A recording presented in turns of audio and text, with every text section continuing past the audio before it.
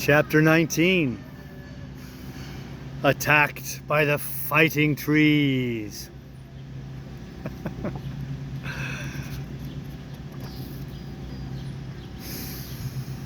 The next morning, Dorothy kissed the pretty green girl goodbye, and they all shook hands with the green soldier with the green whiskers, who had walked with them as far as the gate.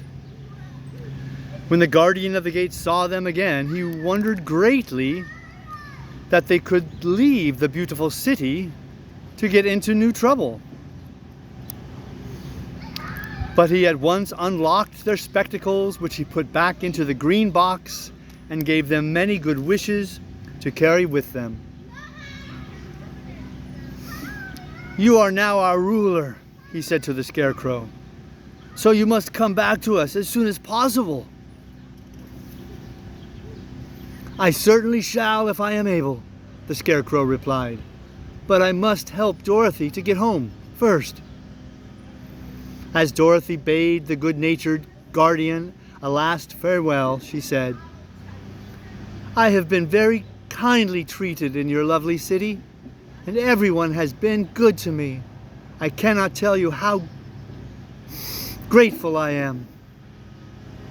"Don't try, my dear," he answered.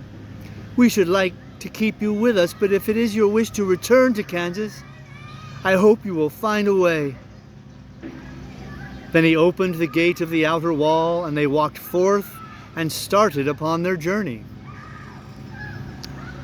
The sun shone brightly as our friends turned their faces toward the land of the South. They were all in the best of spirits and laughed and chatted together. Dorothy was once more filled with the hope of getting home, and the Scarecrow and the Tin Woodman were glad to be of use to her.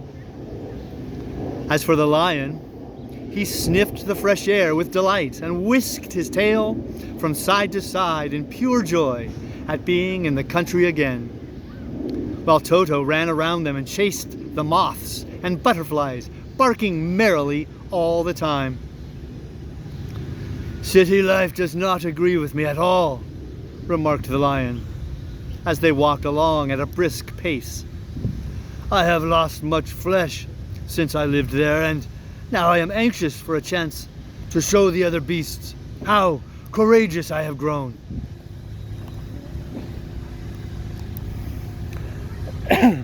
They now turned and took a last look at the Emerald City. All they could see was a mass of towers and steeples behind the green walls, and high up above everything the spires and dome of the Palace of Oz.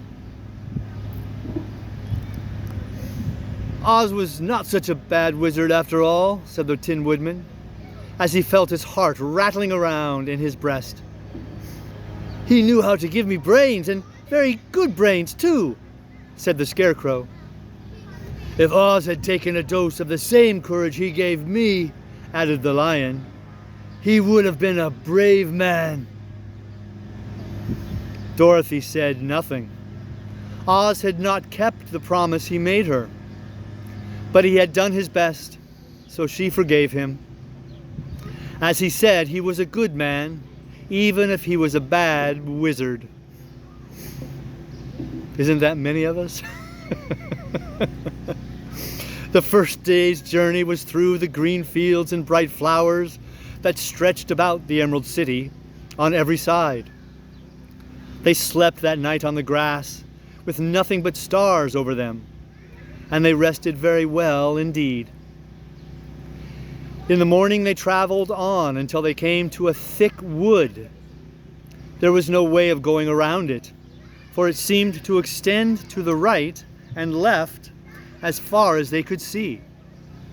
And besides, they did not dare change the direction of their journey for fear of getting lost. So they looked for the place where it would be easiest to get into the forest. The Scarecrow, who was in the lead, finally discovered a big tree with such wide spreading branches that there was room for the party to pass underneath. So he walked forward to the tree. But just as he came under the first branches, they bent down and twined round him, and the next minute he was raised from the ground and flung headlong among his fellow travelers.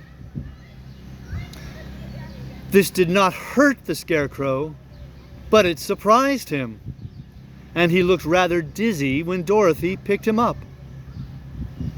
"There's another space between the trees," called the Lion.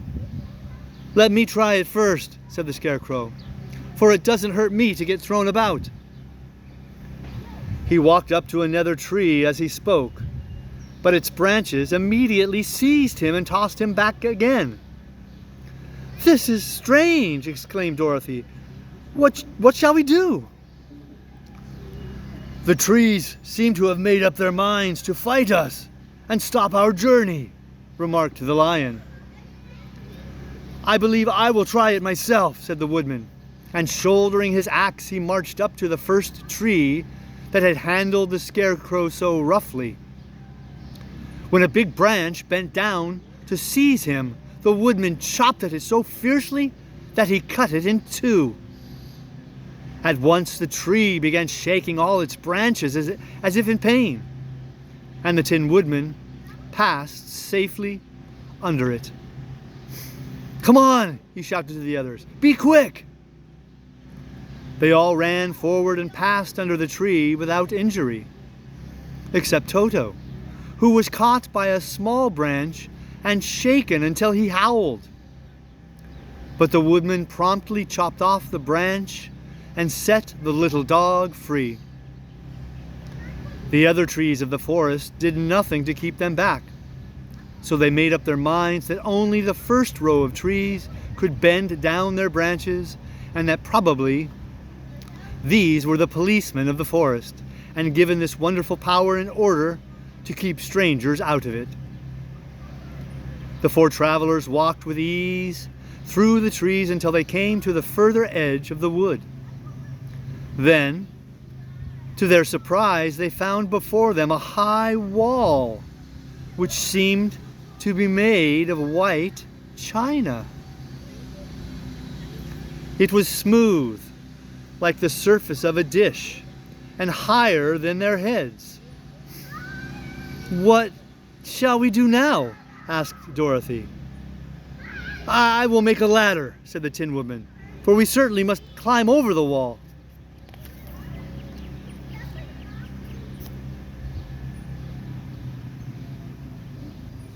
Short chapter.